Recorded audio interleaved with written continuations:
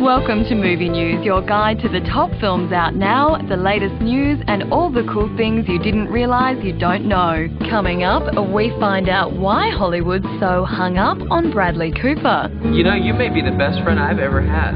And get a first look at the hair-raising new trailer for The Wolf Man. Terrible things, Lawrence. You've done terrible things. But first, let's count down the real news. Basing a film on a video game is not an original concept these days, but now the gaming world is tired of Hollywood butchering their property and taking matters into their own hands. French publisher Ubisoft has announced a series of 3 live-action short films as prequels to the time-travelling adventure Assassin's Creed 2. The films have been made with the same production values as a Hollywood blockbuster and have utilised some of the same technology used to make the game series. The first film debuted on YouTube in 8 countries, including Australia, for just 24 hours, while the other 2 will go live before the release of the game on November 19. We shall see. From assassins to psychos, and 9 years after the release of the slice-and-dice drama American Psycho, the film's director, Mary Harron, has revealed where Christian Bale got the inspiration for his character from, Tom Cruise. Bale reportedly told her he'd been watching Cruise on Letterman and remarked that the actor had an intense friendliness but nothing behind the eyes. It makes us look at Mr. Cruise in a whole different way. I just have to kill a lot of people! Speak of the devil, Cruise is playing a game of musical chairs with Charlize Theron, Angelina Jolie and Sam Worthington for the upcoming remake, The Tourist. Cruise was originally attached to the thriller alongside Theron, but both have now dropped out. Instead, Sam Worthington has stepped into Cruise's role, while Angelina Jolie is in talks to take over the female lead. We're sure the Aussie star is not too fussed which gorgeous A-lister he stars alongside.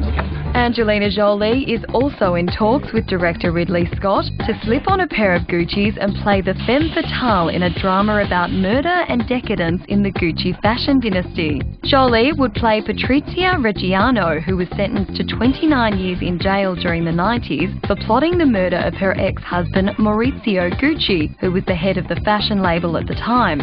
Scott has reportedly approached his Body of Lies star Leonardo DiCaprio to play the male lead. With Charlize Theron no longer attached to The Tourist, she may be free to make a trip down under and star in Mad Max 4. The Oscar winner is apparently director George Miller's pick to play the lead female role in the sequel, which is being made without Mel Gibson. Instead, he's said to be looking at our own Sam Worthington and a little-known British actor Tom Hardy, who will next be seen playing Charles Bronson in Bronson. Now let's focus on Hollywood's latest bloke on the block. Why can't we be friends? I mean, am I not allowed to be friends with people that are hot? I mean, what? Am I not supposed to be friends with a guy just because he's married? Or has an insane smile? Everyone's into Bradley Cooper. The all-around American actor began his career with a cameo on Sex and the City back in 1999. He then jumped on board to host The Lonely Planet's Trek in a Wild World, landed his first feature film role in Wet Hot American Summer, before finally scoring one of his first main character roles in the hit TV series Alias. He did the TV circuit for a few years before he engaged the interest of Vince Vaughn in Wedding Crashers. Here we go! Hit me! Cooper committed himself to the role, taking not only audiences but even his director by surprise. This guy was so good. He's reliable, which he hates that word. He doesn't understand it's a compliment of character, not a description of his acting abilities. But he's an extraordinary actor. He comes up with great ideas. He's written some of his own lines. He's really, really funny. And he's really just such a pleasure to work with. I've had a great experience with him. He was then named head chef for the TV adaptation of Anthony Bourdain's best-selling exposé, Kitchen Confidential. Cooper played the whistleblowing chef while juggling his Alias gig and a short stint on Nip Tuck. Someone call for a plastic surgeon? But by now it was the big screen that Bradley went begging for. He said yes to a few studio comedies, but they failed to launch his career.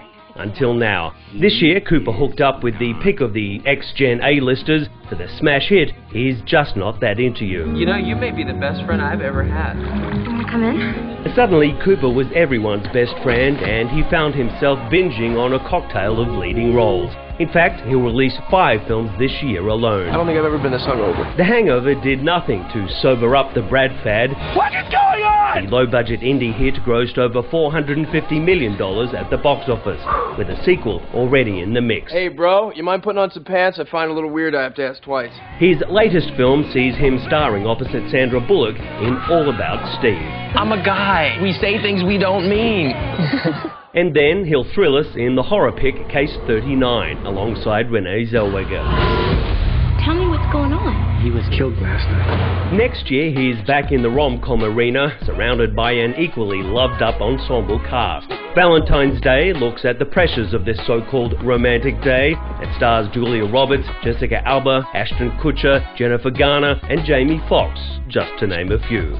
We're rolling, right? Awesome. Yep, Bradley's on a roll. He's currently shooting The A-Team, playing Templeton Face Peck, before he moves on to headline the Spy remake of Matt Helm. He'll well be in need of a drink as he backs up for The Hangover 2. Yeah, that's not gonna happen. The Philadelphia-born actor also has a BA in English, speaks fluent French, was a medalist on a men's heavyweight team, and has a love for the ladies. There's a lot of hot chicks in it.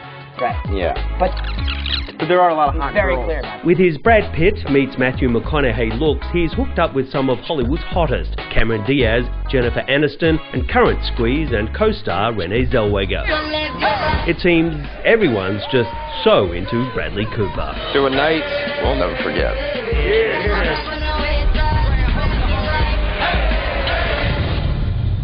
Now here's our pick of what to watch from the couch.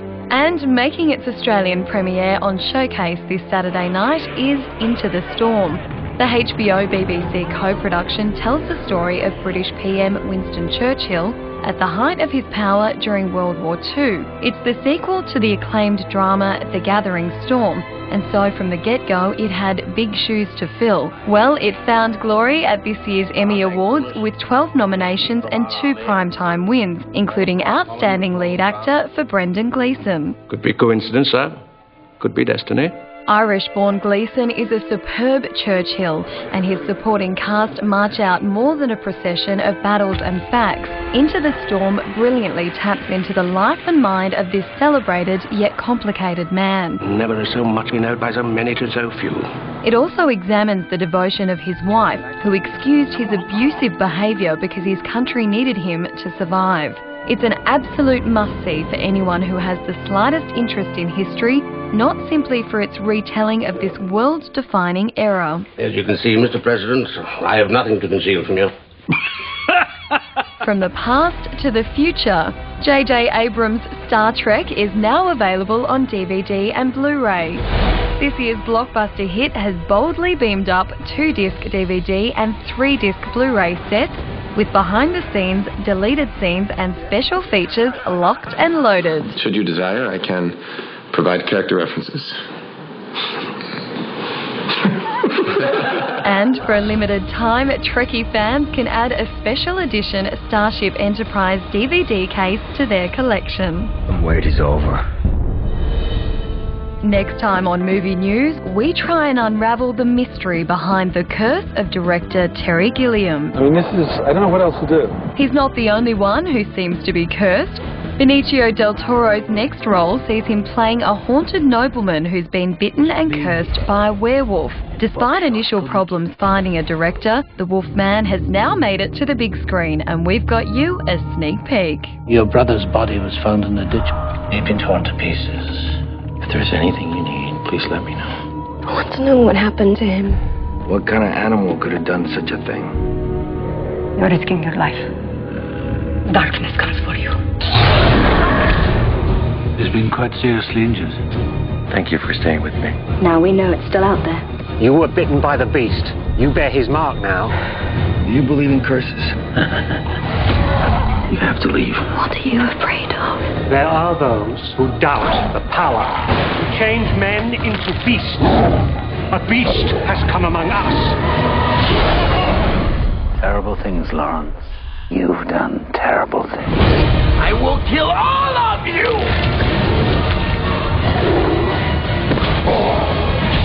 Let me help you.